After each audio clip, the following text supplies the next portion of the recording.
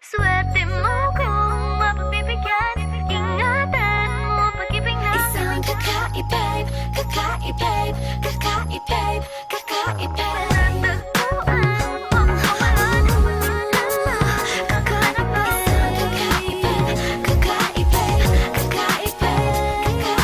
Simple walang ate, prende lang siya lagi. Pagkakasundo ng puso't utak nyo ay grabe. Kayang sumabay sa trip ng inyong tropa. Siya pa yata makatatala sa'yo sa Dota. Di ka pahihirapan pa akyatin ng ligaw. Kahit ang kaya mong ipakain na nga isa. Huwag kang magkakamali na pag-isipan siya ng chick. Wala lang talagang kaso sa kanya kung mag-G. Marunong maglaba kahit wala sa itsura.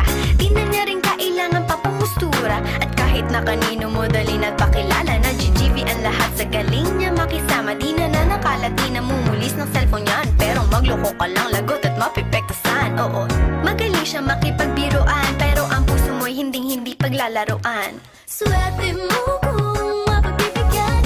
Ingatan mo ang pag-ibig natin. Isang kakaibig, kakaibig, kakaibig, kakaibig. Panatagpuan mo pagkawalan. Minsan lang makahanap ng Isang kakaibig, kakaibig, kakaibig, kakaibig. Simple lang pumorma pero swabe ang dating. Sa lahat yata ng bagay hanip, grabe ang galing. Chick na mahin, hindi makabasag tinggan. Pero sa basketball tambak, hindi ka papagbigyan. Di na niya kailangan ng kayo mo para puso mo ay kanyang makuha.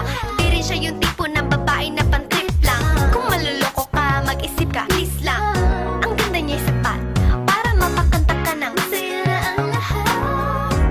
okay lang yan but siguro kulang ka sa talino kung sa kanya'y di tapat. Inakala mo Na madali siyang palitan na papatunay ito na kailangan ng tabasan mga sungay mo. Kundi hindi siya nararapat sa buhay mo. Swerte mo kung mapagbibigyan.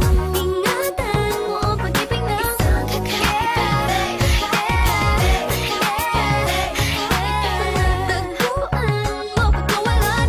Minsan lang makahanap ng Isang kakaibig, kakaibig, kakaibig, kakaibig. Di mo siya maririnig humingi ng tawad. Mararamdaman mo na lang at magugulat at gagaan ng loob kaya siya ay walang katulad. Di siya yung babae na masasabing tipikal. Dahil mismo ang ugali at ganda sumatotal. Ang buo niyang pagkatao ay higit sa pisikal.